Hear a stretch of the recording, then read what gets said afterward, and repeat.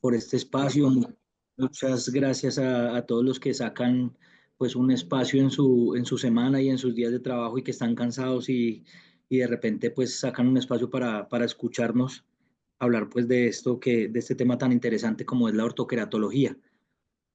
Sabemos que hay muchos doctores que acá tienen mucha experiencia clínica y mucho conocimiento, pero queremos hablar hoy, digamos que a un nivel, siempre nos han pintado la topografía y la ortoqueratología pues como el coco de los lentes de contacto y siempre hemos pues como visto más complicaciones de las que realmente quizá haya en la adaptación de lentes de contacto de ortoqueratología y espero que esta noche sea como un refresco de información y sea una forma y un puente para facilitarles sus adaptaciones de ortoqueratología y sus análisis topográficos sin ir pues como a cuestiones pues como muy complicadas.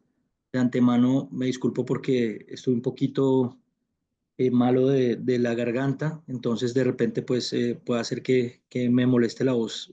Ahí estamos pues con André coordinando cualquier situación. Em, ¿Se escucha bien, cierto, André?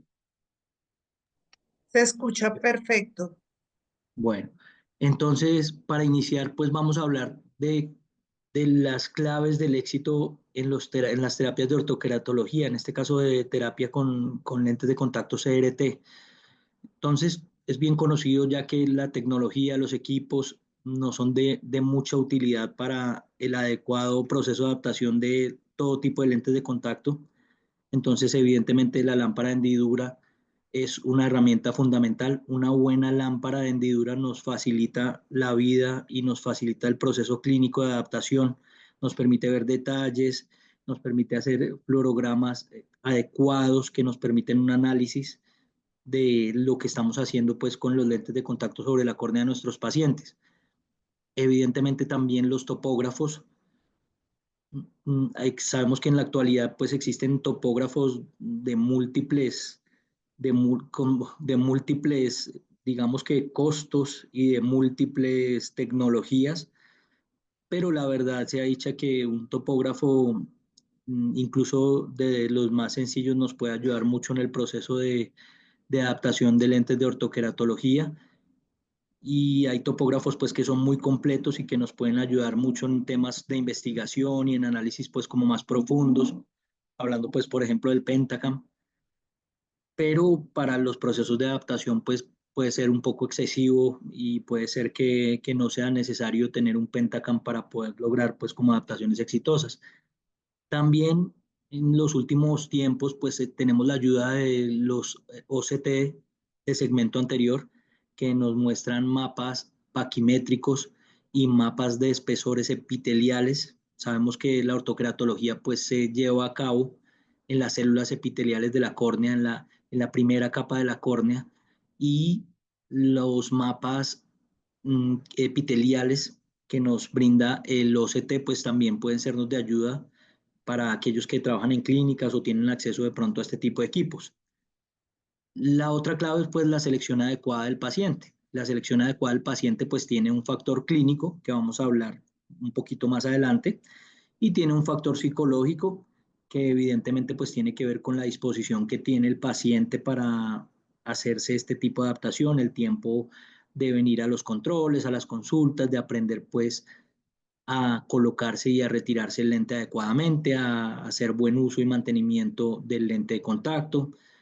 Cuando hablamos de niños, pues esta selección también tiene que ver con que pues la madurez del niño, pero también la madurez de los padres. Yo diría que es más importante incluso que los padres estén, digamos que adecuadamente entonados con el tratamiento que vamos a hacer para que este pueda llegar a ser exitoso. Es súper importante la gestión de las expectativas de lo que vamos a hacer con los terapias de ortoqueratología.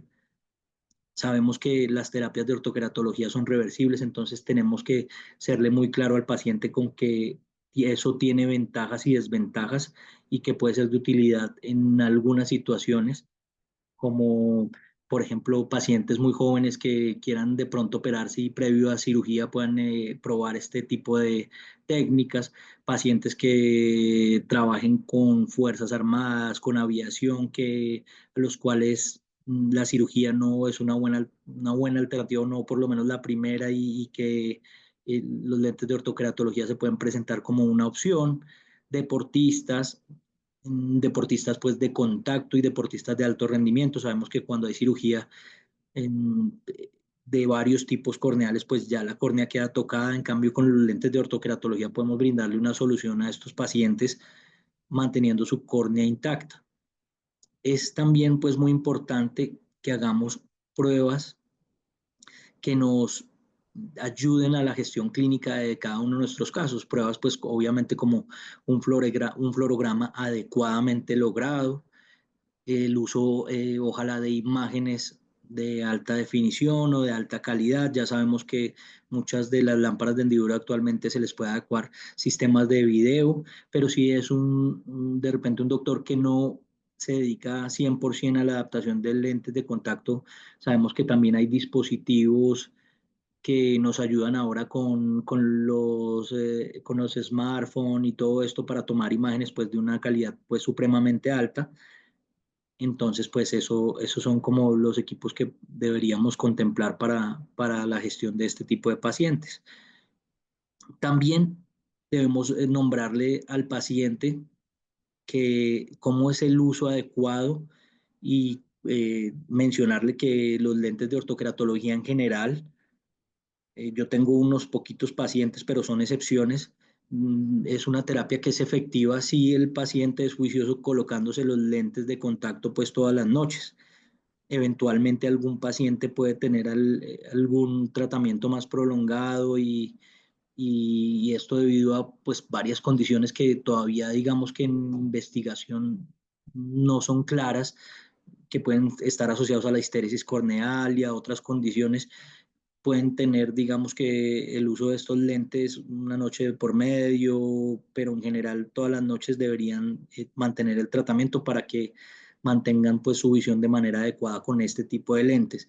También es importante que mencionarle a los pacientes y hacerles mucho énfasis en el mantenimiento en sí de los lentes, la utilización de líquidos adecuados que, que tengan, digamos, que la suficiente potencia bactericida y que tengan la suficiente potencia para eliminar microorganismos de diversos tipos. Ojalá los que están basados en povidonas y que son, digamos, que más fuertes, para que evitemos complicaciones con los lentes de contacto de ortoqueratología. Sabemos que los lentes de ortoqueratología son lentes que tienen alguna predisposición a generar punteados, incluso en las buenas adaptaciones, y mucho más cuando estamos haciendo las pruebas iniciales. Entonces, que los líquidos de mantenimiento y que la evaluación previa del paciente de si tiene blefaritis o si tiene alguna tendencia a generar infecciones, pues es muy, muy, muy importante. Y hacerle sobre todo saber al paciente que con los cuidados adecuados, pues es una terapia segura, pero que como todas las cosas, si se hace de una manera irresponsable, pues puede también tener consecuencias. Y esto pues se puede aplicar a múltiples, digamos que tipos de corrección. También es importante mencionarle al paciente de manera adecuada el costo del tratamiento y el costo del dispositivo. Y esto es algo en lo que quiero hacer énfasis, porque en general estamos acostumbrados desde optometría, pues la relación con la directa, digamos que con la óptica. Algunos que trabajan en clínica de pronto ya se han salido un poco el tema, pero cuando estamos tan directamente relacionados con la óptica, mezclamos las dos cosas. La terapia de ortoqueratología y la terapia con CRT, pues es algo que debemos contemplar como un tratamiento que usa un dispositivo, y el tratamiento debe tener un costo que está asociado pues a todo el tiempo que le vamos a dedicar al cuidado del paciente, a todo el seguimiento de las condiciones que puedan irse o de las situaciones que se puedan ir presentando durante la adaptación y después de la adaptación adecuada. Y otra cosa, pues ese es el costo del dispositivo, que es otra cosa que podemos manejar pues de una manera independiente. Es decir, siempre tener en cuenta el servicio que está detrás del producto. Eso es algo en lo que me gusta siempre hacer mucho énfasis. Por otra parte, para que haya, pues, digamos que unos procesos exitosos de, digamos que de éxito en adaptación de lente de pacientes con terapia CRT y de ortoqueratología, pues es súper importante resaltar pues el tema de la educación. Entonces, es súper importante que empecemos a generar espacios académicos donde se dé educación formal, donde se certifiquen a los profesionales en el manejo de, pues en este caso, este tipo de lentes de contacto especiales. Tuvimos la oportunidad en el mes de octubre, si no estoy mal, me corrige pronto Andrea, de hacer, digamos que la primera certificación de lentes CRT presencial en la Sí, así Universidad es. del CES. Sí fue en octubre, ¿cierto, André? En la Universidad del CES, aquí en Medellín, donde contamos pues con la presencia de tal vez 20 o 25 profesionales que fueron pues a recibir capacitación específicamente de lentes de ortoqueratología y donde se hizo después una evaluación que fue homologada pues en este caso, por Cooper Vision, como la evaluación pues que normalmente hicimos pues hace algunos años que se hacía antes pues online. ¿Tú sabes en qué terminó esa capacitación? Esa certificación ya está. Todas las certificaciones fueron entregadas a todos los profesionales que hicieron la Ento- evaluación. Entonces, pues es súper importante la alianza con universidades y con la educación formal para que, digamos que cojamos un gran peso y que digamos que tengamos algo que nos respalde pues de manera muy adecuada. Entonces, creo que algo me había dicho Andrea de que se iba a hacer algo similar en la Universidad de La Salle, que se quiere hacer en la Universidad de Santo Tomás, y pues cosa que de verdad que celebro porque todos los profesionales deberíamos estar pues como capacitados, todos los que nos gusta por lo menos el tema y el área de lentes de contacto especiales. Sabemos también que hay educación continuada que de pronto no es formal, como por ejemplo es los cursos de IACLE, que nos trae información pues como súper relevante sobre el manejo y la adaptación de lentes de contacto y que nos puede servir pues como de apoyo, de ayuda. También contamos acá en Colombia con entidades y grupos de profesionales que hacen cursos presenciales como en Specialty Contact Lens, acá en Medellín, donde vienen profesionales a prepararse y a ver casos clínicos, porque esto pues a punta de solo teoría es difícil de formar. También tenemos empresas que hacen esto a nivel internacional y que hacen capacitaciones tanto virtuales como presenciales en diferentes países pues, de Latinoamérica, hasta donde tengo entendido y Diego, que... se te fue el audio. ¿Aló, me escuchas? Ay, te escuchamos, se te fue el audio. ¿Hasta Ya, dónde me ya vi. escuchaste? ¿Ya me Hasta escuchaste? en otros lugares que hacen Eh, eh, actividades de capacita. educación. Sí, entonces sí, les mencionaba que hay pues como esa práctica con pacientes, ese vivir la experiencia, pues es algo clave. Entonces les hablaba de Specialty Contact Lens, que acá en Medellín, y de iHeart, que hace cursos y capacitaciones a nivel de Latinoamérica, que son pues como opciones que podemos tener en cuenta para, digamos que capacitarnos pues al respecto. Y no dejar de mencionar pues evidentemente a Spectrum, que hace un esfuerzo constantemente hace varios años de estar brindándonos espacios como este para capacitarnos y con profesionales pues como de la talla, por ejemplo, del doctor Edgar Dávila y pues de tantos profesionales que tienen tanta experiencia en el manejo de lentes de contacto especiales. Vamos a hacer un recorder y sé que en las otras presentaciones ya hablamos de esto, entonces es solamente pues un repaso de cuáles son los candidatos ideales para terapia de ortoqueratología, en este caso con lentes de contacto CRT. Los pacientes ideales, entonces, pues encontramos pacientes que tengan refracciones esféricas hasta 6 dioptrías, cilindros hasta 1,75 en lentes de contacto CRT convencional, pero que se puede extender hasta cilindros de 3 con el manejo de CRT dual axis. La evaluación de una fisiología de la superficie ocular adecuada, una lágrima, un sistema lagrimal adecuado, una córnea, una conjuntiva, un tarso palpebral, unos párpados sanos, pues favorecen que nuestras adaptaciones sean, digamos que, mucho más exitosas. Entonces, no solamente evaluemos la córnea, sino evaluemos toda la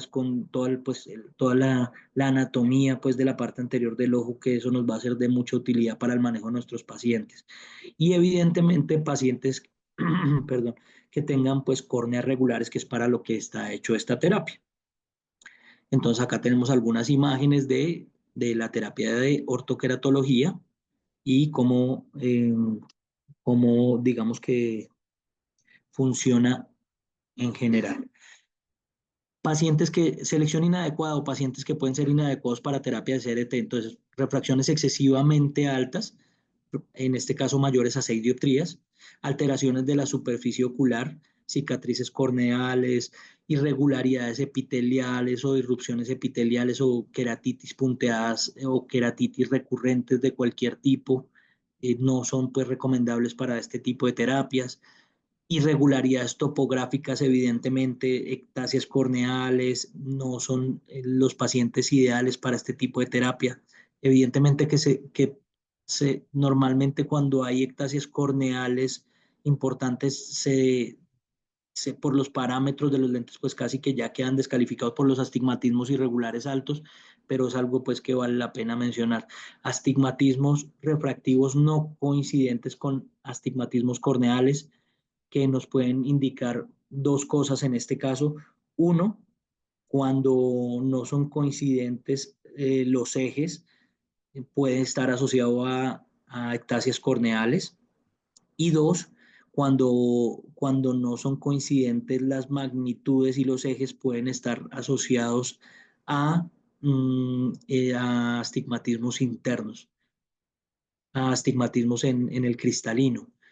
También es importante mencionar que los diámetros pupilares excesivamente grandes, mayores de 6 milímetros, pues son diámetros pupilares que no son los más adecuados para el tratamiento con lentes de contacto de ortoqueratología, porque como acá se generan unas variaciones y unas excentricidades y unos cambios de poder, vamos a generar de repente halos y vamos a generar aberraciones principalmente esféricas que van a hacer que el paciente pues sienta inconfort y que pueda pues no adaptarse adecuadamente a este tipo de terapia.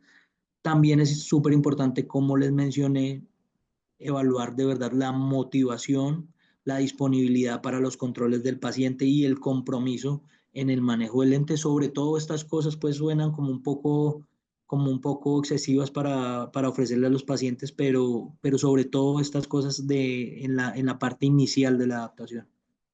Ya cuando el paciente está adaptado, pues los manejos pues son mucho más sencillos. Entonces acá tenemos pues una córnea sana en la cual pues digamos que es una muy buena posibilidad de hacer el manejo con terapia CRT, y tenemos una córnea pues acactásica donde evidentemente pues nos muestra estas elevaciones y estos cambios que no son compatibles con la terapia de ortoqueratología. También es importante considerar factores como digamos que los poderes de la córnea. Entonces, en la cama plana, potencias mayores a 48 dioptrías son sospechosas de que pueda haber alguna situación de ectasia, entonces vigilémoslas. Y córneas que son más planas de 40, pues no son tan efectivas en este tipo de terapia. La terapia siempre será más efectiva, como se resalta acá, en córneas curvas y en esfericidades altas, comparada con córneas planas y esfericidades bajas. Entonces, si tenemos córneas que están por debajo de las 40 dioptrías, la dificultad que vamos a tener para obtener cambios, sobre todo si la magnitud refractiva del defecto es mayor, pues va a ser una dificultad importante. Otros factores que no tenemos en cuenta, como menciona, que no tenemos en cuenta en general, ¿no? Algunos doctores son muy juiciosos con el tema, pero sabemos que en general la mayoría descuidamos un poco el tema de la visión binocular. Por eso la doctora Andrea proponía al principio que hiciéramos algo con el tema de pediatría y el tema de terapia visual que acompañen nuestras terapias y nuestros manejos como, con este tipo de lentes en este caso. Sabemos que los miopes tienen ciertas condiciones, eh, digamos que motoras y de su visión binocular especiales que debemos tener en cuenta y que sería importante que alguien experto en el tema nos asesore o que hagamos comanejo con esas personas expertas en terapia visual. Nosotros acá en Medellín afortunadamente contamos con 4 o 5 especialistas. Esperamos tener alguno de ellos para que nos hable pues del tema más adelante. Bueno, también es importante, como mencionamos antes, pues la habilidad del paciente para manipular los lentes de contacto y la madurez que este mismo tenga para que pueda hacer un buen cumplimiento de las indicaciones que nosotros le damos y que eso pueda, pues, a la postre favorecer que haya menos posibilidad de eventos adversos, de queratitis infecciosas y de cosas que puedan complicar nuestras terapias. Es importante estas aclaraciones antes de iniciar una adaptación de lentes de ortoqueratología y es importante decirle al paciente que va a haber una mejoría progresiva de su visión, que en muchos casos pasa rápidamente y que en algunos casos va a tardar unos días. Digamos que la teoría dice que hay que esperar hasta 15 días. En general, mi experiencia, un paciente que tiene tratamiento después de 5 o 7 días, ya sabemos el resultado. De repente alguien tiene otra experiencia, pero en general no me ha pasado que tenga que esperar tantos días para esperar el resultado final. A la semana, digamos que ya normalmente va uno viendo los resultados finales que va a tener con la terapia y con ese lente de contacto. Es importante mencionarle, como esta terapia es para pacientes miopes, que va a haber una dificultad para visión próxima los primeros días. Sabemos que los pacientes miopes están acostumbrados a tener muy buena visión próxima y con la terapia de ortoqueratología recordemos que vamos en la mañana a inducir un factor de hipermetropía que puede ser de entre más 0,50 y más 1 en las terapias exitosas. Entonces son pacientes que recién se levantan, van a referirnos de repente que su visión de cerca no está tan clara o que está, pues digamos que inferior a lo que ellos están acostumbrados. Entonces es importante mencionarles que van a sufrir de estas sintomatologías, sobre todo inicialmente. Sabemos que el sistema acomodativo de los pacientes miopes también es un poco perezoso, entonces digamos que es importante esperar un tiempo prudencial para que ese sistema empiece a funcionar, digamos que de una manera más adecuada, hasta el punto de lo que les mencioné con anterioridad, de ser necesario tener una interconsulta con alguien especialista en terapia visual y que nos ayude con el comanejo, o los que lo manejan, pues que puedan también hacer pues como también su intervención sobre el tema. Es importante también decirle al paciente que los primeros días puede tener algo de secreciones e irritación. Es importante que los pacientes sepan que el ojo no está acostumbrado a ese estímulo durante toda la noche y que digamos que los lentes de ortoqueratología, sobre todo en el proceso de adaptación, en algunas ocasiones pueden quedar un poco planos y un poco cerca de la córnea y eso puede inducir algunas molestias iniciales que durante el proceso de adaptación pues es lo que tenemos que ir corrigiendo y que con la experiencia pues cada vez vamos a tener pues digamos que mejor manejo de estos pacientes, pero es importante mencionarle a los pacientes que van a existir posiblemente estas condiciones y hay que explicarles cómo darles manejo. Entonces yo normalmente les explico que pueden haber algo de secreciones que deben irse disminuyendo con el tiempo y en la valoración vamos a evaluar si son secreciones normales o son atípicas, que puede haber algo de irritación, que tanto las secreciones como la irritación van a ser algo, digamos que pasajero y que deben mejorar con los minutos y las horas después de que se levantan y se retiran en lente, que en ninguno de los casos deben ser secreciones o irritaciones que van, digamos que incrementándose o empeorando, es decir, que no es normal que se levanten y haya algo de secreción y que haya algo de irritación que vaya mejorando, digamos que con las horas, pero no es normal que haya unas secreciones que se vayan incrementando durante el día, ni una irritación que sea progresiva y que no mejore. Es decir, que el paciente durante el día debería estar, pues, digamos que tranquilo y eso sería algo, pues, temporal. Es importante decirle a los pacientes, como les mencioné, que pueden haber halos y sensación de visión de halos, de sombras y de reflejos. Por eso es importante la evaluación previa del diámetro pupilar para poderles, pues, como para poder predecir qué tan grave van a ser estas sintomatologías. Y también es importante, pues, en el proceso de adaptación inicial, pues, evaluar el centrado del lente, que es lo otro que puede, pues, generar, no sé, que esta sintomatología sea mayor.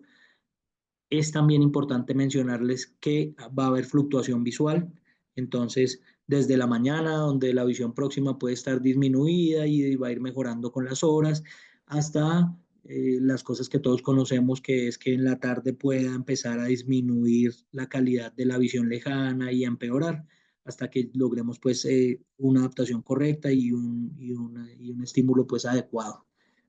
También hay que decirles que hay, o yo siempre les menciono que hay posibilidad de que no sea una terapia adecuada para ellos, que el proceso es digamos que el proceso que la terapia es algo, es una meta que vamos a buscar, pero que no es 100% garantizada que vamos a llegar al éxito y que eso se puede ver a diferentes circunstancias asociadas al ojo, a la superficie ocular o incluso que pueden estar, digamos que supeditadas a los conocimientos y a la experiencia que pueda tener uno como adaptador. Entonces siempre hay que dejarle abierta esa ventana al paciente de que de repente por alguna de esas situaciones no va a llegar a una terapia adecuada y que lo que hay es que buscar alternativas. En el primer caso, y en donde está relacionado pues con su superficie ocular o la respuesta pues de su córnea como tal, pues hay que buscar otra alternativa de corrección, otro tipo de lentes, o cirugía, en este caso porque pues son pacientes que no quieren de repente usar gafas y que de repente no querrán usar otro tipo de lentes.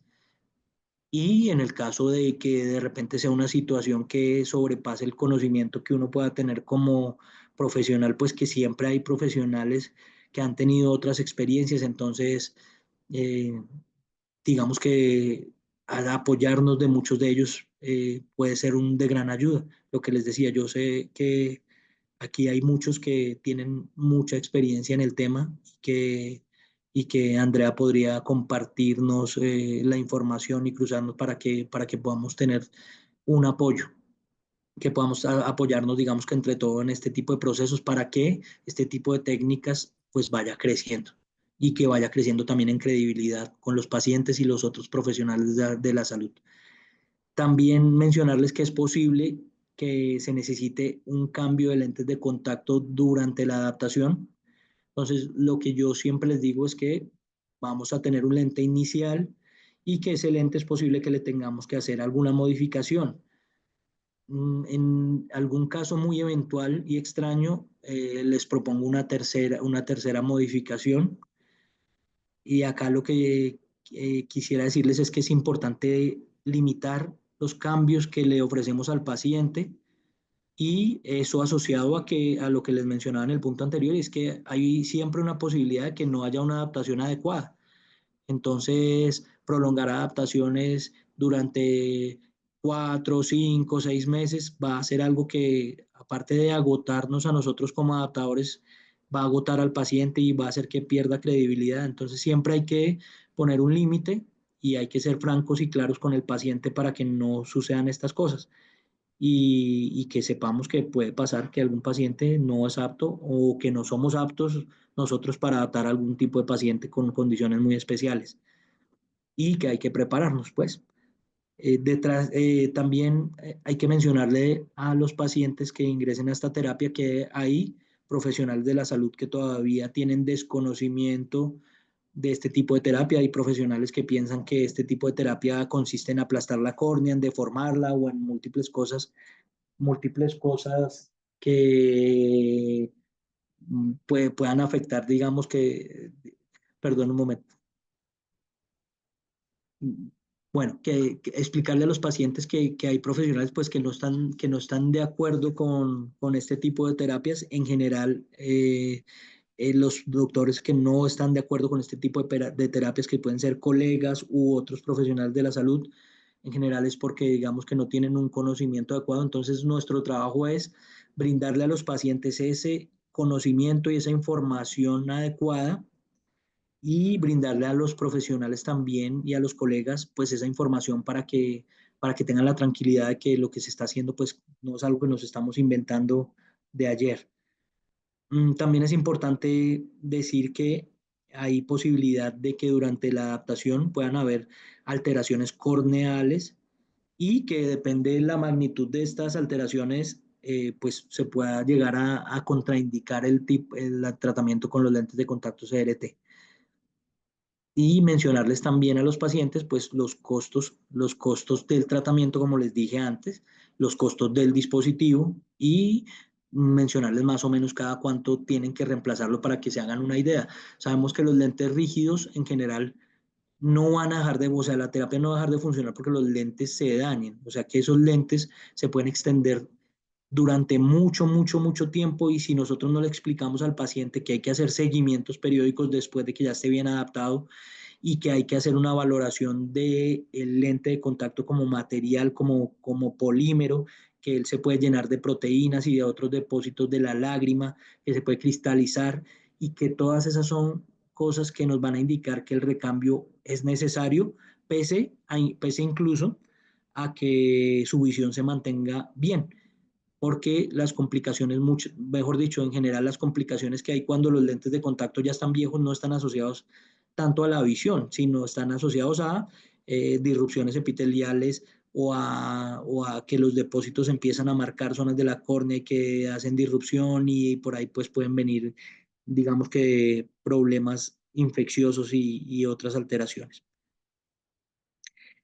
También importante, muy importante mencionarle a los pacientes que es una terapia reversible, que mientras usamos el lente de contacto, pues va a existir la mejoría de la miopía, pero si lo volvemos a retirar, va a volver la córnea a la misma condición, a la condición inicial donde estaba, ¿verdad?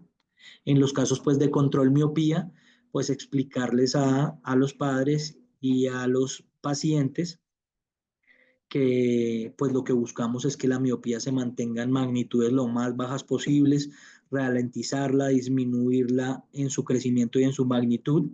Y todo eso pues como que es súper importante explicarle a los pacientes antes de empezar la terapia. Ahora entremos digamos que al grano y es cómo la topografía pues funciona en este tipo de terapia. Entonces es importante mencionar que al principio decíamos pues que la lámpara de hendidura es digamos que uno de los elementos más importantes para pues hacer evaluación de adaptaciones de lentes de contacto en todos los casos. Muchos, incluso yo también sostengo que el lente de contacto en un buen fluorograma es uno de los mejores topógrafos que puede haber y es una, digamos que de las cosas que son más importantes. Pero la topografía en la ortoqueratología tiene una condición especial y es que pese a que nosotros en el fluorograma observemos, digamos que unas condiciones, esas condiciones pueden verse algo alteradas cuando el paciente tiene pues cerrados sus ojos y tiene la terapia nocturna. Entonces sabemos que los ojos cuando dormimos toman una posición superotemporal y que todos tenemos unas tensiones palpebrales que son diferentes. Entonces hay personas que tienen párpados muy tensos o muy laxos y todo eso puede tener alguna interacción en el tratamiento que vamos a hacer. También algunas personas que duermen en una u otra posición o que se ponen las manos en la cara al dormir, pues pueden alterar un poco el cómo va a funcionar el tratamiento y eso no lo vamos a poder observar en el fluorograma, sino solamente lo vamos a poder observar cuando hacemos una topografía corneal. Es importante que lo que hablábamos al principio, hay múltiples topógrafos y yo digo que en general todos son muy buenos y todos nos sirven para hacer terapia de ortoqueratología, pero es importante aprenderlos a manejar y a interpretar. Si los tenemos en el consultorio, pues mucho mejor para poder manipularlos y manejar muchas cosas, pero si no, tenemos que pedirle a la persona con la que tenemos el convenio o a la clínica que nos dé las interpretaciones correctas. Acá, por ejemplo, tenemos un ejemplo de un mismo ojo donde está la escala normalizada, ¿cierto?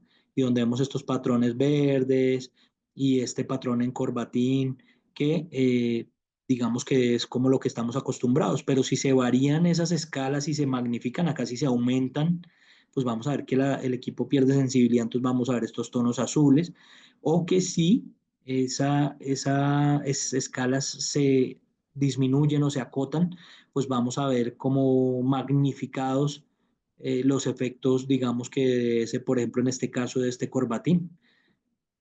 Entonces es súper importante el tema de la interpretación de las escalas cuando estamos haciendo contactología y en este caso pues ortoqueratología. El otro aspecto importante es el uso de los mapas. Entonces es importante que hagamos buen uso y hagamos digamos que adecuada interpretación de cada uno de los mapas.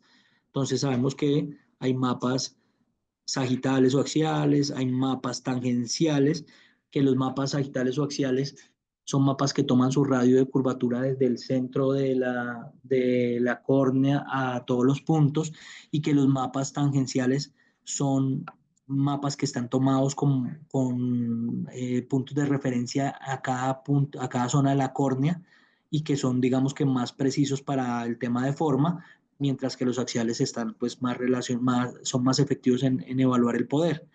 Y vemos acá pues como este corbatín eh, se ve digamos que simétrico en estas dos imágenes, pero se ve magnificado por el tema de la sensibilidad hacia la periferia en el mapa tangencial, perdón.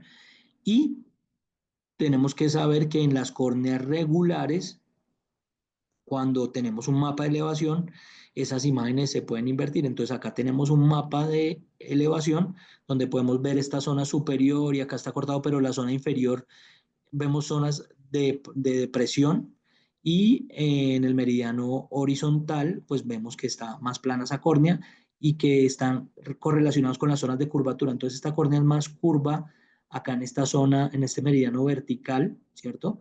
Y esa zona más curva hace que se formen depresiones cuando evaluamos el mapa de elevaciones. Y pues en el caso de equipos que tengan evaluación de la película lagrimal, pues es súper de ayuda que podamos tener este tipo de mapas para pues una evaluación inicial y para contarle al paciente cómo está. Entonces, en el Medmon, en el Keratograph 5M y en otros, digamos que topógrafos, podemos contar con todo esto que nos puede, digamos que ayudar pues a una adaptación exitosa. Entonces, discúlpenme, previamente pues a empezar el tema de la adaptación, pues analizar, digamos que en las córneas que son esféricas y que son muy bonitas, que no son, digamos que muchas, pues se facilita, digamos que el tratamiento de ortoqueratología. En los astigmatismos pues tenemos cosas que contemplar, como en este caso si el astigmatismo es central, como en esta imagen de la izquierda, o si el astigmatismo es de limbo a limbo y se extiende a través de toda la córnea, de todo el diámetro corneal. Y eso no, nos va a dar algunas diferencias pues en el proceso de adaptación y a facilitar o a complicar, sobre todo cuando estamos aprendiendo el proceso de adaptación. Entonces acá tenemos un astigmatismo central, donde vemos pues que la irregularidad de la córnea está pues en estos 3 a 4 milímetros centrales y que eso no va a afectar el tema de la adaptación periférica, de las zonas periféricas de adaptación del lente de contacto, porque está pues fuera del campo de acción de esta irregularidad, entonces no va a haber problema con nuestra adaptación central. Pero si el astigmatismo es de limbo a limbo, esas condiciones van a cambiar porque va a cambiar las zonas de elevación y las zonas de depresión, como en esta zona de la córnea, donde se van a, pues digamos que no va a haber un buen sello del lente, no va a haber un buen apoyo en la LZA, y eso pues nos va a generar estas condiciones que es pues como descentramiento y estos encharcamientos en el meridiano vertical. Perdón. Ahora, por otra parte, ya para hablar pues como de los mapas en sí, pues o sea, lo que les mencionaba, es súper importante tener en cuenta estos mapas, hacer una toma inicial antes, previa, digamos que a hacer cualquier intervención de ortokeratología, tomar la mejor imagen posible y guardarla, y, y hacer lo mismo cuando digamos que en las diferentes etapas y en los diferentes momentos del tratamiento de ortokeratología. Acá va un poco el tema de las escalas que les mencionaba, entonces vemos acá que está programado el equipo en una escala que va de +10 hasta -10, acá hablando de potencia de poder, ¿cierto? De la córnea. Y pues vemos cómo se ve la imagen, se ve pues que se está llevando a cabo de manera adecuada la terapia de ortoqueratología, pero vemos que si acotamos esa escala, esta era un tratamiento de ortoqueratología de 450 dioptrías, entonces se acotó la escala desde +450 a -450, y vean cómo el análisis nos permite ver cómo más detalladamente las cosas pequeñas y minuciosas.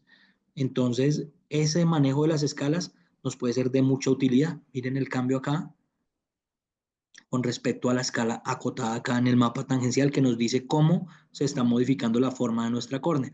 Pasa algo similar con el mapa axial o sagital.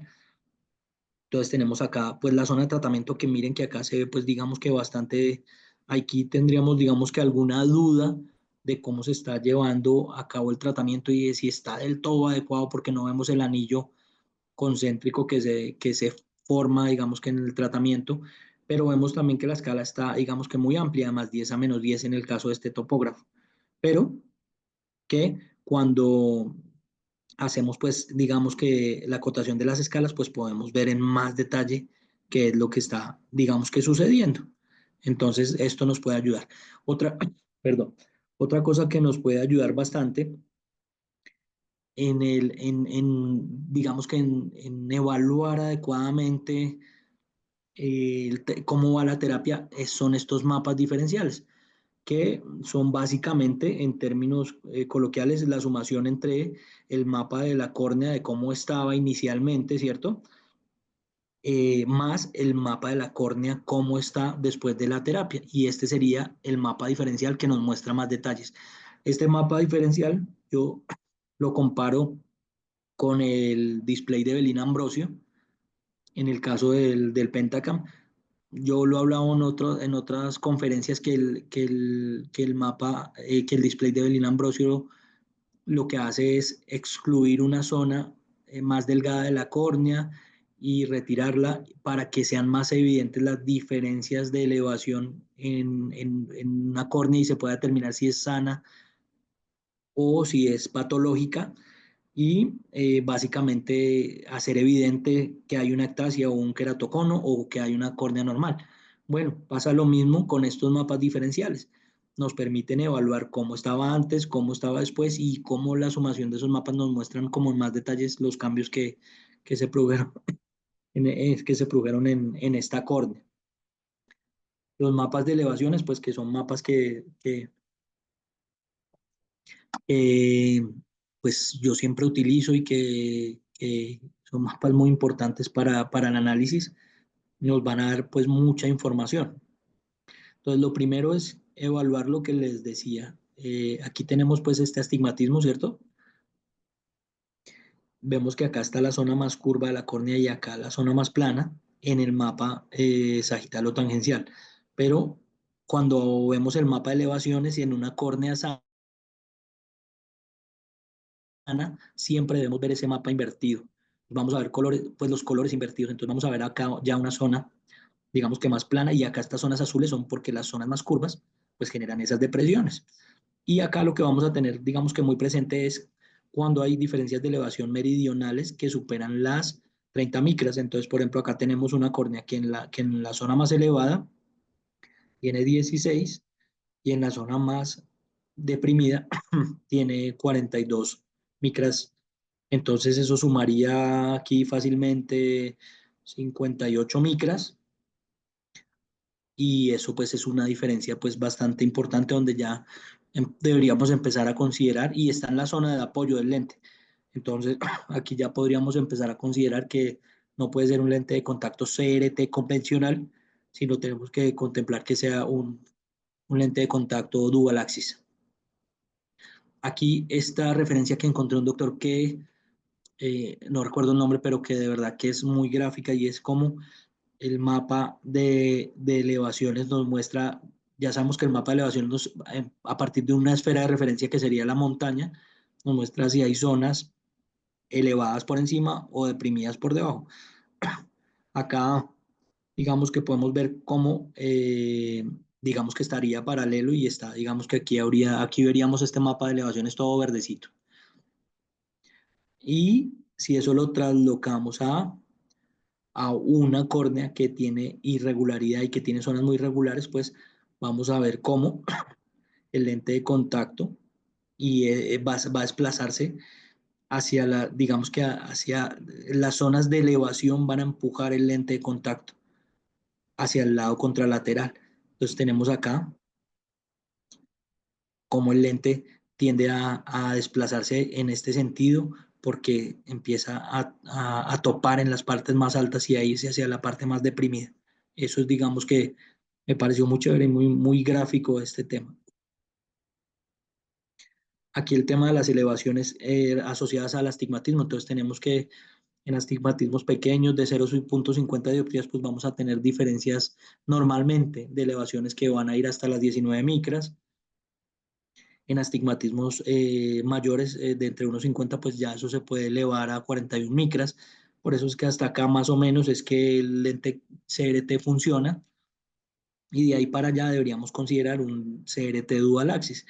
Y en astigmatismos superiores a 2,50 dioptrías, pues vamos a tener eh, hasta estas diferencias en micras y mucho mayores como les mostré, digamos que en el ejemplo anterior.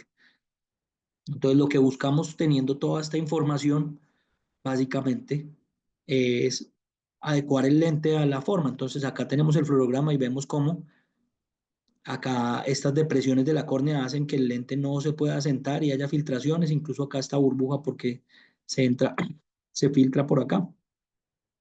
Y estas zonas, pues, pues, que están planas donde se apoya realmente el lente. Entonces ahí vemos desplazamientos y vemos todo esto que lo que buscamos con esta información, acá vemos como hay zona, esta zona vertical, pues ahí toda esta zona por donde se filtra la lágrima y por donde entra esta burbuja y en la otra zona en cambio está bien apoyado el lente. Entonces toda esta información nos ayuda a saber qué lente inicial tomar, qué ajustes hacer cuando ya estamos digamos que con un lente inicial puesto.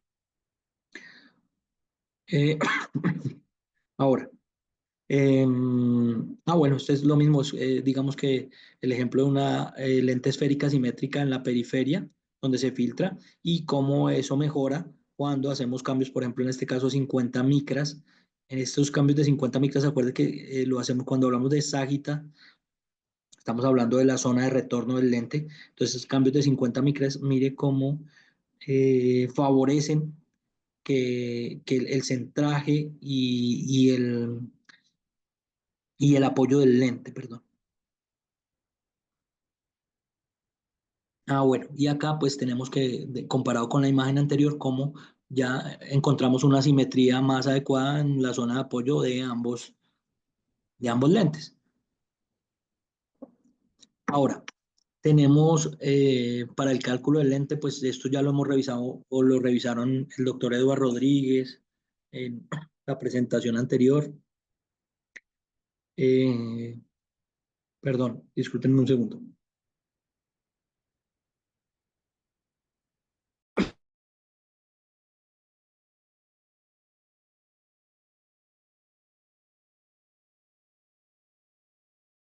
Bueno, disculpen. Esto lo habíamos revisado entonces antes y pues básicamente es darles el recorder. Y entonces para hacer el cálculo inicial del lente, pues necesitamos la RX actualizada, la potencia refractiva que vamos a corregir, una queratometría que va en doble sentido. Esa queratometría nos va a indicar uno, el radio de curvatura base que vamos a seleccionar eh, para el lente para la zona de tratamiento del lente, pero también nos va a indicar la potencia corneal, lo que les hablaba al principio. Si es una córnea que tiene una potencia muy bajita, es una córnea muy plana, el tratamiento se nos va a dificultar bastante. O si la potencia que tenemos que corregir sobrepasa, digamos que las posibilidades de tratamiento, pues también vamos a tener problemas. Es decir, en una córnea de 44 en donde tenemos que corregir 2 dioptrías, tenemos que aplanar 2 dioptrías, pues el resultante de la córnea va a ser una córnea de 42 dioptrías y no vamos a tener ningún problema normalmente. Pero en una córnea de 40 dioptrías o de 41 dioptrías, donde tengamos que corregir una miopía de -6, pues imagínense, ya estaríamos hablando de una córnea que tendríamos que aplanar hasta los 35, más o menos. Entonces, se nos va a dificultar pues como mucho más. Tener en cuenta el cilindro corneal, que eso ya pues es de lo que hablamos con anterioridad. Sobre todo descartar que no sea un cilindro interno. También evaluar la asfericidad y la excentricidad de la córnea. Los equipos pues digamos que ya nos dan esas características, entonces acá en este equipo pues nos muestra la excentricidad en el meridiano plano y la excentricidad en el meridiano curvo, y todo eso nos da pues como indicaciones de cómo va a funcionar el lente. Es importante el diámetro horizontal de iris visible. Sabemos que el lente de contacto de ortoqueratología debe cubrir más o menos el 90% del diámetro total de iris visible. Súper importante que no se acerque hacia el limbo. Es decir, es importante que seamos conservadores y si es una córnea pequeña, escojamos diámetros pues pequeños inicialmente. Cuando el lente se acerca al limbo podemos tener algunas complicaciones y algunas complicaciones también de comodidad y de confort con el paciente. Y el diámetro pupilar, pues que es un parámetro que digamos que es muy importante tener en cuenta.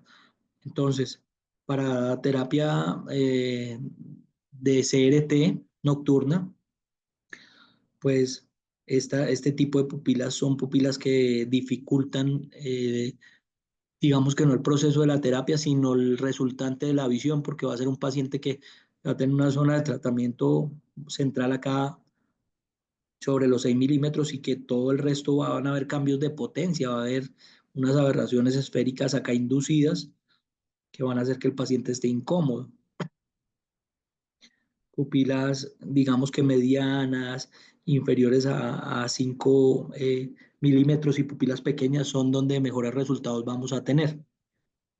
Ahora, para hablar de tratamiento de control miopía, es importante decir que en tratamiento de control miopía es un poco inverso el asunto, y pese a que haya algunas dificultades con la calidad de la visión, lo que más nos favorece es que las pupilas sean grandes. Entonces, pupila, lo mismo, la zona de tratamiento en los lentes CRT para control miopía es de 5 milímetros. Entonces, tener córneas que estén por encima de pupilas que estén por encima de ese diámetro pupilar es buena ayuda para la terapia. Perdón. Bueno, esto es solo un recorderis, entonces sabemos que esta es la zona de tratamiento y que siempre que empezamos a hacer pruebas y que empezamos a evaluar el lente vamos a tener esta zona oscura, que en general no debe ser negra totalmente como la zona de apoyo, pero que se ve bastante oscura porque ahí buscamos que haya diferencias apenas de 5 a 10 micras con la córnea. Entonces ahí el film lagrimal o la película lagrimal que queda ahí atrapada, muy delgada y por eso no hace fluorescencia. Sabemos que la fluoresceína tiene efecto después de que hay por lo menos 20 micras de fluoresceína. Entonces por eso estos anillos pues son tan evidentes donde hay tantas micras de fluoresceína, pero en la parte central pues lo que buscamos es este patrón opaco. El otro día tenía una conversación con alguna doctora que me decía que pues le daba algo de susto ver este patrón y que quería mejor ajustar el lente, pero el patrón de adaptación de este lente es así para que esta zona de tratamiento sea efectiva. Y ya para la manipulación del centraje y de otras cosas del lente, pues sí podemos apoyarnos en la zona de retorno, que es lo que sí podemos, digamos que a ajustar o ajustar perdón, y ajustar y hacer los cambios para modificarla. Y lo mismo la LZ, la zona de aterrizaje. Entonces, bueno, y el tema del intercambio lagrimal, pues que es también tan importante. Acá, pues lo mismo, debe ser algo que no sea excesivo y que permita, pues digamos que un cambio de lágrima. Entonces, dentro de la metodología de adaptación, sabemos que el principal controlador de la adaptación del lente de ortoqueratología, diferente de las adaptaciones de lentes rígidos gas permeables convencionales, es la zona de retorno, la RZD. Entonces, tendemos que la zona de RZD, pues vamos a poderla modificar en pasos de 25 micras y que esto nos va a favorecer el centraje y la zona de tratamiento. Es decir, cuando el lente esté ahí sí, en esa zona específica, excesivamente plano, o sea, muy cerca, puede ser que sea un lente flojo y se vaya para arriba o esté excesivamente ajustado y vaya para abajo, podemos jugar con la ságita para eso. Pero también tenemos que correlacionar eso con qué tan cerca o tan lejos está la zona de tratamiento, porque si nos alejamos mucho de la zona de tratamiento, pues podemos hacer que pierda eficacia el tratamiento y si nos acercamos mucho, pues podemos llegar a tocar la córnea y tener pues zonas de irrupción epitelial, que es algo que no queremos en este tipo de adaptaciones.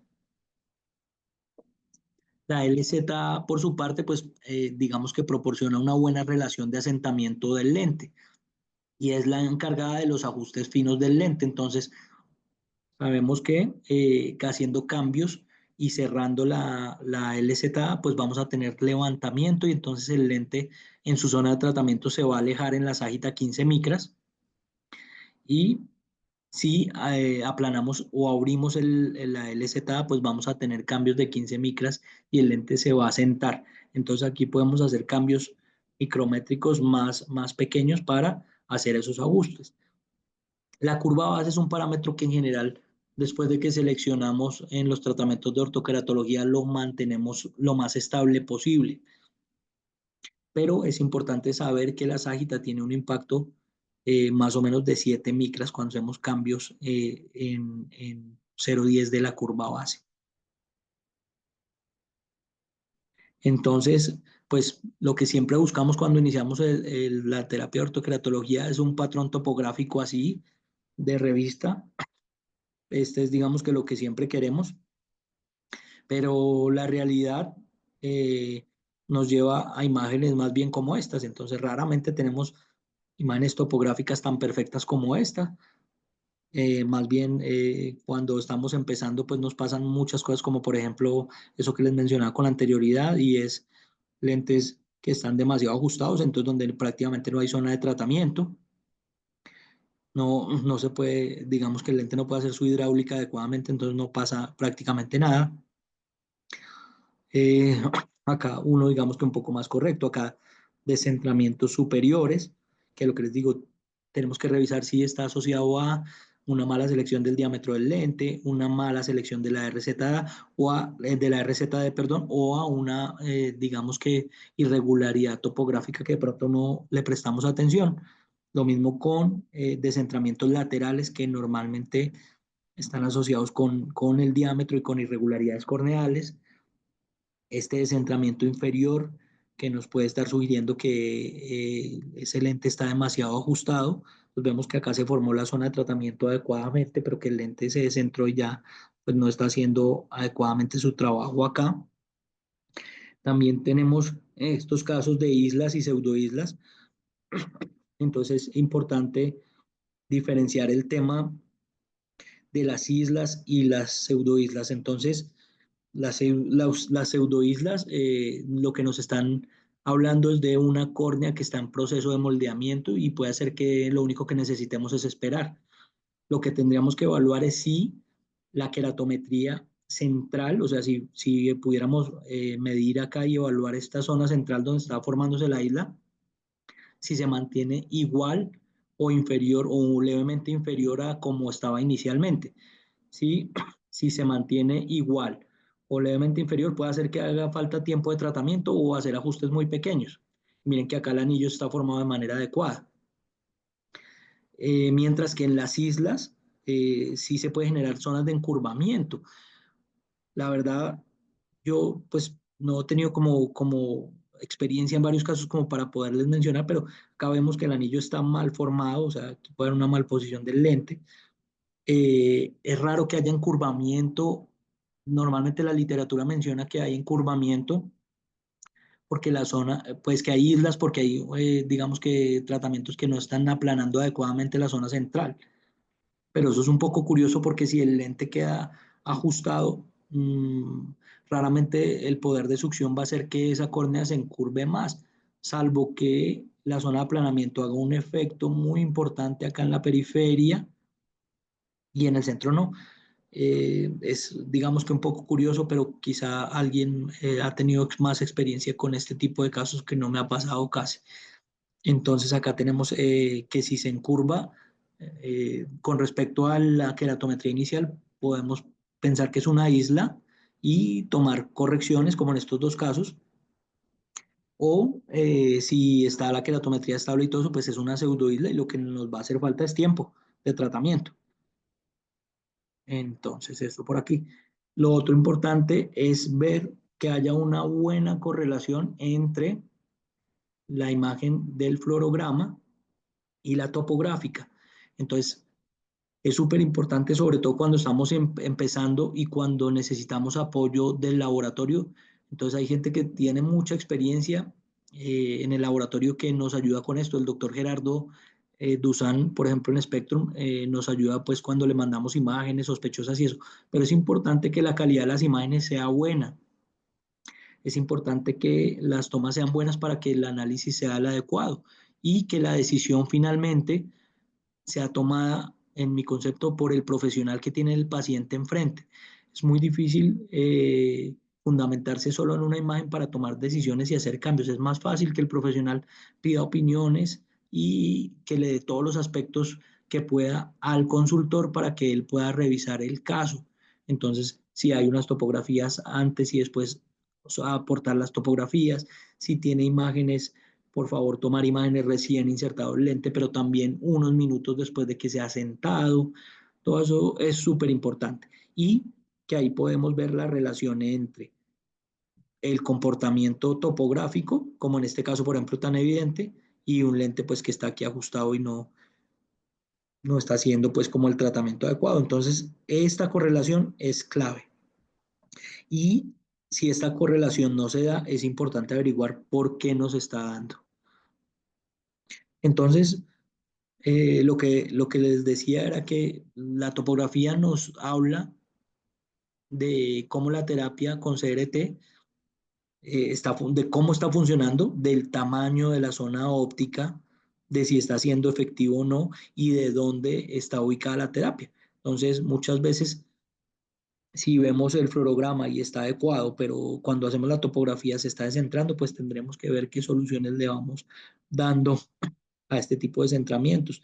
Estos descentramientos pues nos obligan, es bueno cortarlos pronto, sobre todo cuando son muy evidentes, porque estos descentramientos nos obligan a suspender el lente por unos días, a permitir que la córnea vuelva a su estado convencional.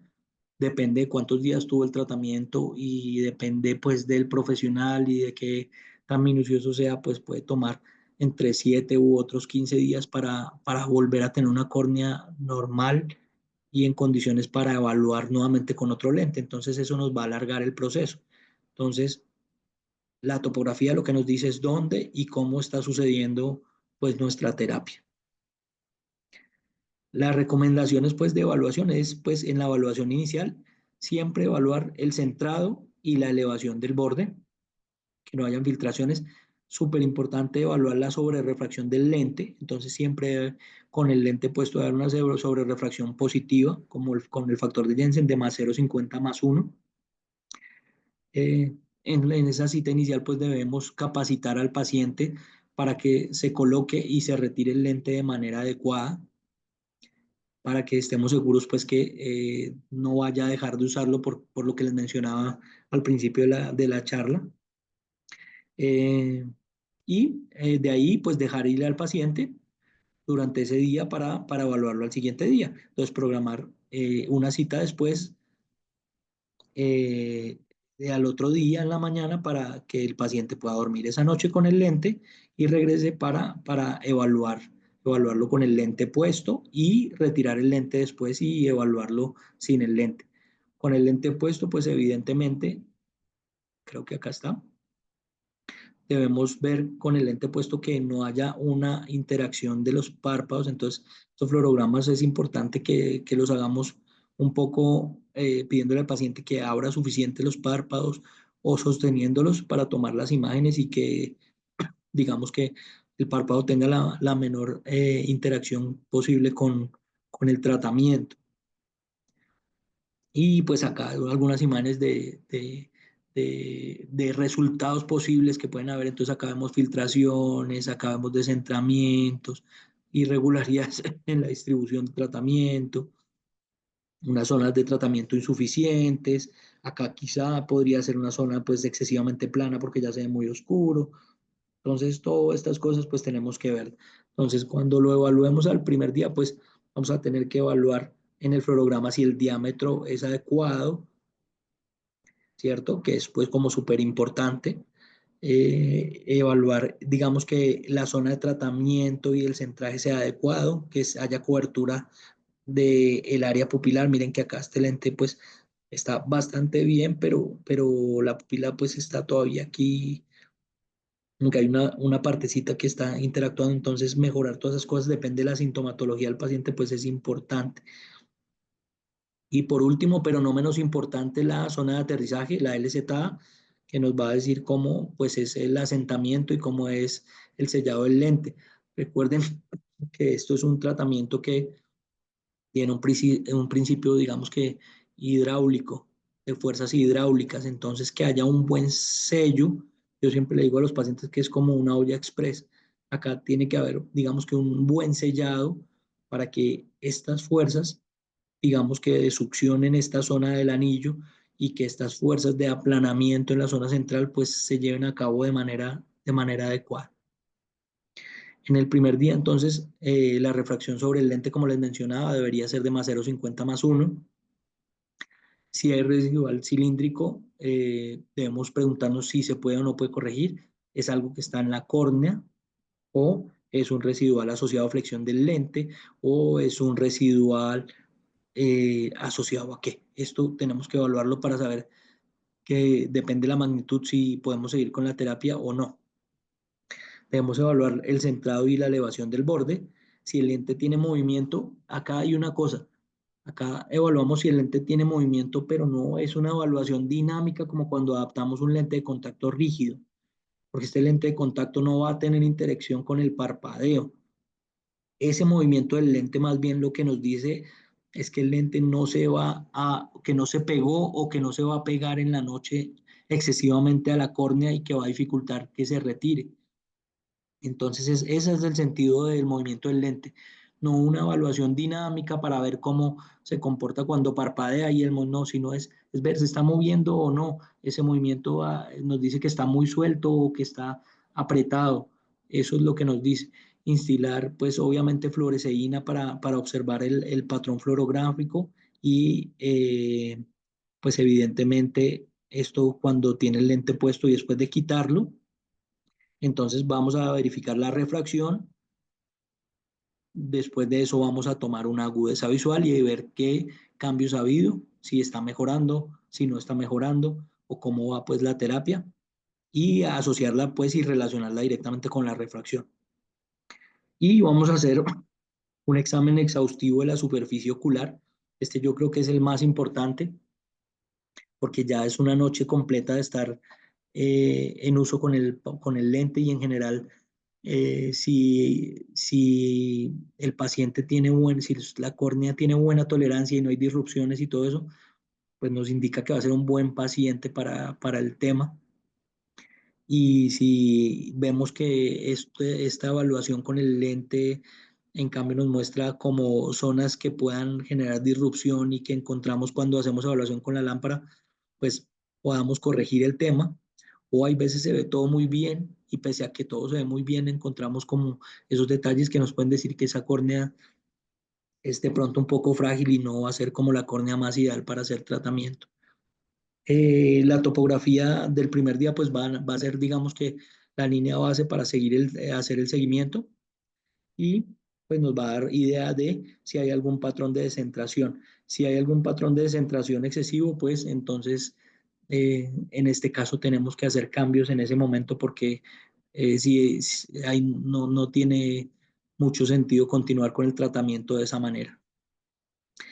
Después de eso, lo ideal es evaluarlo a la semana, a la semana que ya van a estar, como les decía al principio, casi que todo el efecto del tratamiento, al mes, a los 3 meses y a los 6 meses, sobre todo cuando es un paciente de primera vez.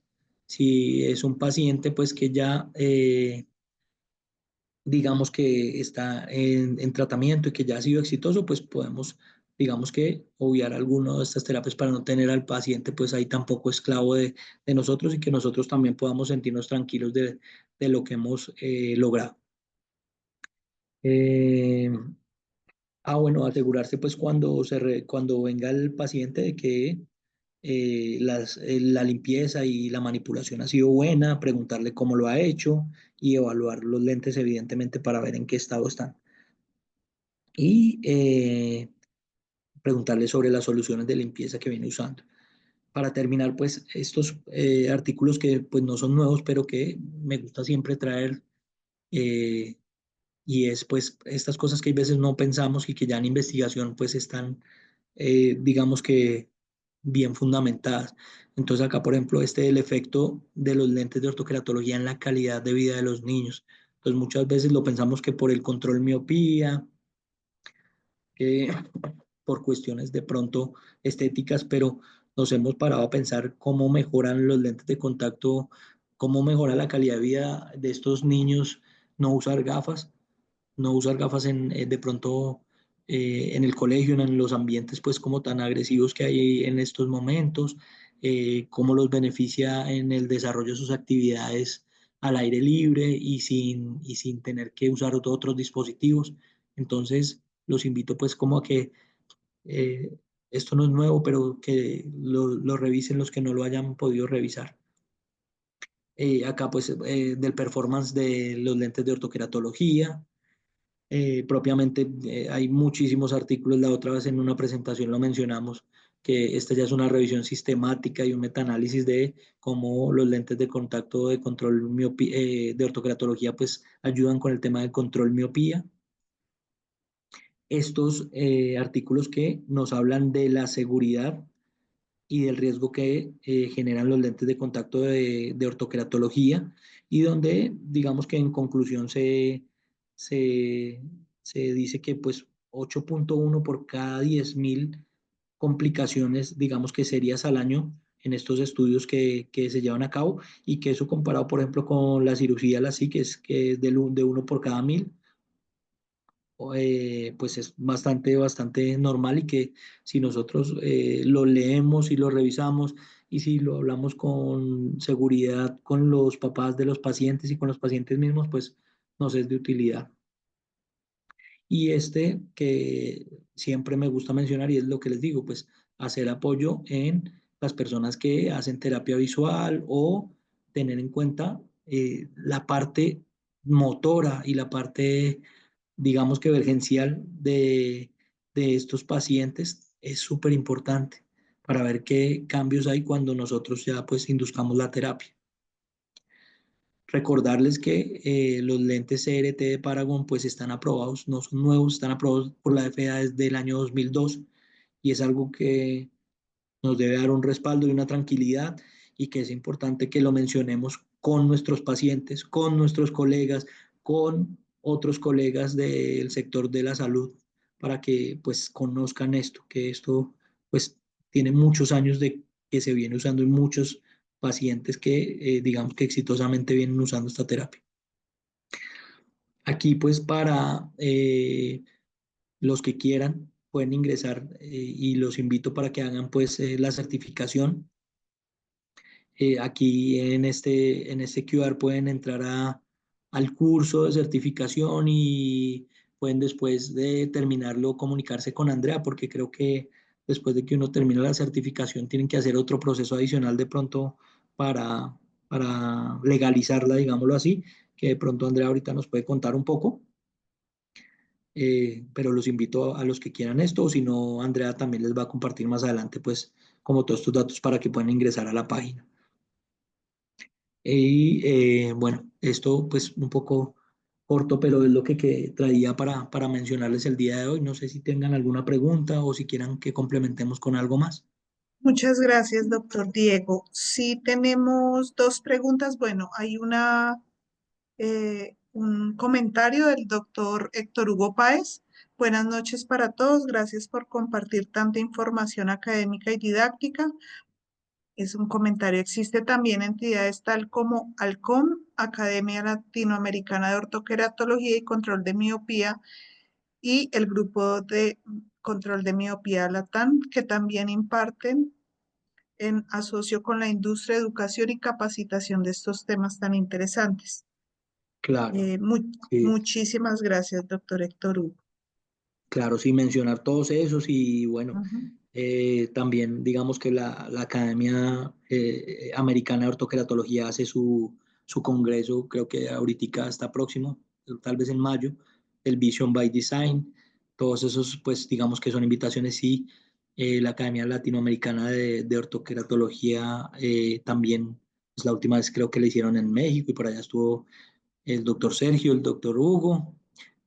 Sí, es súper importante. Europa también tiene su Euroorto, su Euroca, en Oceanía también hay. Es importante que solo entrando a revisar pues van a encontrar digamos que múltiples ayudas. Acá digamos que lo que les decía, hay profesionales pues muy capacitados como lo mencionó el doctor, que nos pueden servir de apoyo y de ayuda para todos estos procesos. Muchas gracias, doc. Ahora el doctor Hugo Soñora, de Argentina. Doctor, ¿qué escala sugiere para evaluar?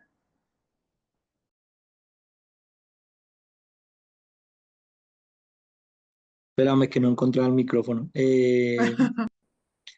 Bueno, es que la verdad que la escala tiene que ver es con cómo minucioso queremos hacer el análisis.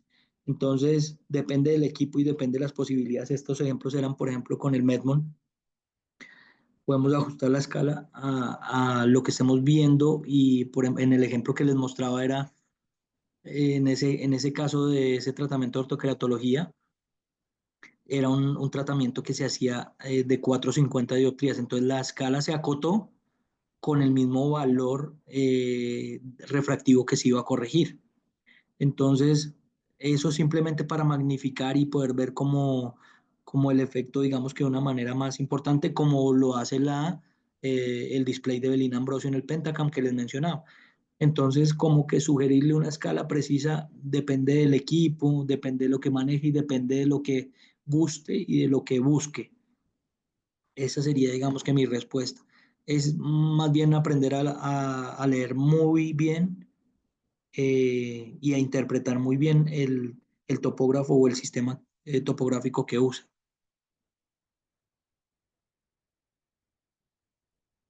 Perdón.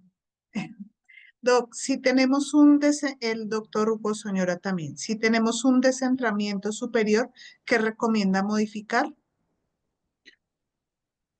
Listo, lo mismo. Entonces, un descentramiento superior, lo que nos habla en general es que pueda haber zonas de o sea, zonas de irregularidad excesivas, por ejemplo, astigmatismo limbo a limbo, un diámetro muy pequeño de la lente o un tratamiento muy plano en la RZD. Entonces, uno de los cambios sería, si está usando CRT, es utilizar dual axis, ¿cierto? Para que se ajusten las zonas de manera más adecuada.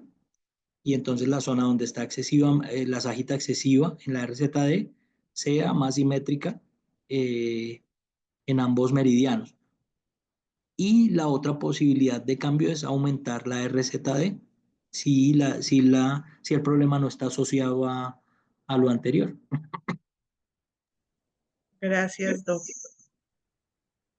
El doctor Héctor Hugo, excelente. Sería importante indicar a los participantes el porcentaje de ralentización en longitud axial y dioptrías. A su vez, si es claro ya si existe o no efecto rebote al terminar orto-K como control de miopía. Claro. La ortoqueratología está, digamos que a la par en los últimos estudios, por ejemplo, que yo he revisado, está a la par de, de los mecanismos farmacológicos y están todos ellos sobre más o menos el 50% de ralentización de la miopía. Ese es, digamos que un porcentaje. Pero pues es lo que yo les digo, o sea, hay veces esos valores son importantes para nosotros como guía, pero hay otros factores, digamos que más importantes y es que sepamos que estamos produciendo un efecto positivo, depende de los antecedentes familiares del paciente. Yo, por ejemplo, la otra vez veía a un paciente que la abuelita ya era ciega por desprendimiento de retina, la hermana tenía 18 años, ya tenía desgarros. Entonces, eso es bueno conocerlo y que lo tengamos pues como presente. Y el tema de que eso lo hemos hablado en todas las presentaciones, que hacer control miopía sin hacer controles de la longitud axial, pues a estas alturas del partido, ¿no? No por ser, digamos que no quisiera usar palabras fuertes, pero no tendría sentido hacer control miopía sin hacer tomas de la longitud axial. Entonces, la recomendación es ver que los cambios de la longitud axial estén, digamos que controlados, ver los cambios refractivos bajo cicloplegia, pero sobre todo saber que estamos produciendo algún efecto, que estamos ayudando de alguna manera. Los números muchas veces pues no nos hablan de eso.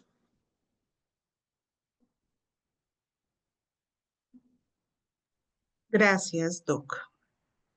El doctor Fernando García. En los casos de conjuntivitis alérgica en niños, ¿cuál sería el protocolo a seguir? Manejar la conjuntivitis alérgica primero. Ok, ¿está O sea, si, contraindicado no, la si no, conjuntivitis alérgica? no. Eh, es que ahí no quiero meterme en problemas, André.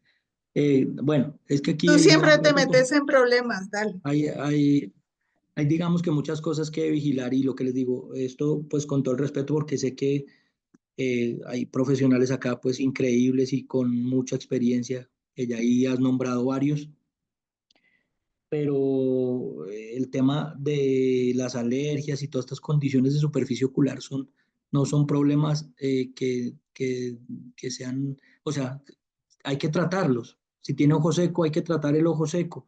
Hay que ver cómo se maneja, hay que ver cuál es el mejor. el mejor manejo del ojo seco, si hay que hacer expresión de glándulas, si hay que hacer IPL, si hay que hacer, digamos que algún comanejo con otro tema farmacológico que estimule la secreción con pilocarpina y usar los lentes de contacto. Cuando esté más o menos, cuando esté en vía de solución el problema. Con las alergias igual. Si hay unas papilas gigantes, pues no le vayan a poner el lente de contacto, eh, porque de repente nada más con el inconfort ya el paciente se va a evadir de la terapia. Pero si hay que hacer un manejo de las papilas, si hay que hacer algún proceso quirúrgico de tarsorrafia, si hay que hacer un manejo antiinflamatorio. Acá en Colombia, digamos que tenemos la posibilidad, eh, pero en algunos otros países pues hay que hacer comanejo con los especialistas en segmento anterior, córnea, para que nos ayuden en eso, pues es lo que hay que hacer y después hacer la terapia porque además, ¿qué más le va a favorecer a ese niño que estar, digamos que con un buen tratamiento antialérgico y estar con lentes y no tener que usar ni soluciones ni dispositivos de lentes de contacto durante todo el día, que pueden, digamos que, complicar las cosas en esos pacientes de superficie tan sensible? Esa es mi opinión, ¿cierto? Totalmente de acuerdo, Doc. Igual como para complementar, cuando nosotros hacemos nuestras academias de Spectrum o 0 a 100 o muchos webinars que los pueden encontrar en YouTube, en Spectrum International, pueden encontrar los módulos de superficie y siempre empezamos nuestros cursos, sea para ortoqueratología, para corneales, para esclerales, para todo, siempre iniciamos con superficie ocular, siempre. Así debe ser. Así debe ser. Y Creo explicarle que y explicarle a los padres, ¿no? A los padres y a las que no es una contraindicación y explicarles esto, ¿por qué no es una contraindicación? Porque en eso sí, pues, vienen muchos pacientes que de otros profesionales por lo que les digo, no creo que sea por mala onda, como decimos, sino es por de pronto desconocimiento de causa y les dicen, no, usted no puede usar lentes, cuando eso pues dista de la realidad. muchísimas gracias a todos por acompañarnos. Ya este es nuestro cuarto nivel. Tenemos dos más donde podemos tocar temas de su interés y la idea es que sigamos aprendiendo. Miren, cada capacitación, cada taller, aprendemos cosas nuevas. Doctor Diego, doctores, muchísimas gracias. Doctor Diego, nos está acompañando también la doctora Luz Esperanza. Miren, Saludos. hablando de terapia visual y todo esto, estábamos con gente, pues todos supremamente No, importantes y qué chévere poder después absorber todos esos conocimientos de esas grandes especialistas que nos no, saludos. acompañan. Saludos a todos, por ahí vi gente pues demasiado experta que de verdad que uno dice que qué bueno que saquen estos espacios para escuchar, pero que tienen quizá mucha sabiduría para compartirnos. Por ahí vi el doctor Oscar Blanco, Oscar Blanco, el sí, doctor también lo Héctor, vi. bueno, no sé si el doctor Próximamente Ponte en está por Bucaramanga ahí, nos va a apoyar en un taller de Paragon CRT. sí. Entonces, Entonces, no, hay gente que de verdad que queda pues que con todo el respeto, la información que le damos y que esperamos que sea un granito de alguna manera, y los que de pronto no son tan expertos, pues que se den cuenta que esto no es, está por ahí el doctor Oscar Borges también, no, que esto no es pues no necesita uno hacer magia para esto y que esto no es pues como una cosa de la ujú, NASA, sino sino pues que de verdad esto lo podemos hacer. Y si así no lo es. podemos hacer o no lo queremos hacer, pues no deberíamos ayudarlo a promover para que los pacientes sepan que desde nuestras especialidades podemos hacer mucho por su visión, por su calidad de vida y por su familia. De acuerdo. Muchísimas gracias, doctor Diego. Nos veremos pronto. Doctor Oscar Borges, también nos veremos pronto. Muchísimas gracias a todos. Feliz noche. Buenas noches, feliz noche.